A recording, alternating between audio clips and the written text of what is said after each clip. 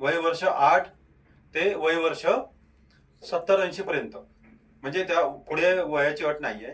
बघा, पहिला गट आहे यामध्ये, हे तुम्हाला दिसत असेल तर बघा, यामध्ये वय वर्ष 8 ते 14 हा पहिला गट आहे, वय वर्ष 14 ते 18 हा दुसरा गट आहे, वय वर्ष 18 ते 28 हा तिसरा गट आहे, वय वर्ष 28 ते 35 हा चौथा गट आहे. पाचव्या गटामध्ये वय वर्ष 35 ते 55 असणार आहे. 35 ते त्यानंतर 55 आहे, 35 ते 55 आहे, आणि 55 ते अबव म्हणजे कितीही वर्षापर्यंत तुम्ही सहभागी होऊ शकता. आणि यामध्ये आसनांची काठिण्य पातळी दिली आहे त्या वयोगटानुसार. आता यामध्ये पहिला 8 वर्ष ते 14 वर्षापर्यंत तुम्हाला 2 आसनं दिली आहेत. त्यामध्ये अकर्ण धनुरासन दिलेलं आहे आणि सर्वांगासन दिलेलं आहे. हे 2 आसनं पहिले तुम्हाला कंपल्सरी करायची असतात, आणि या 6 पैकी 3 आसनं तुम्हाला ऑप्शनल असतात, म्हणजे ते ऐच्छिक असतात. त्या 6 पैकी तुम्हाला 3 करायचे असतात.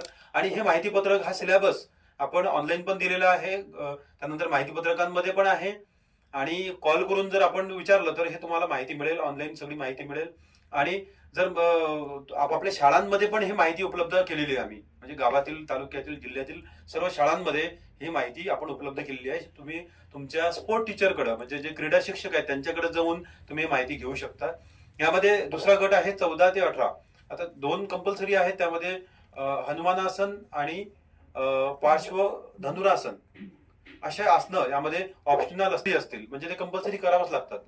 आणि यामध्ये 6 पैकी 3 ऑप्शनल असतील. अशा सारखं हे सिलेबस आहे, वयोगटाच्या नुसार हा सिलेबस तयार केलेला आहे. आणखी काही प्रश्न असतील? या स्पर्धेसाठी जे स्पर्धक आहेत, जे इच्छुक स्पर्धक आहेत, त्यांना 200 रुपये फी आहे. ते 200 रुपये फी असेल 20 फेब्रुवारी पर्यंत.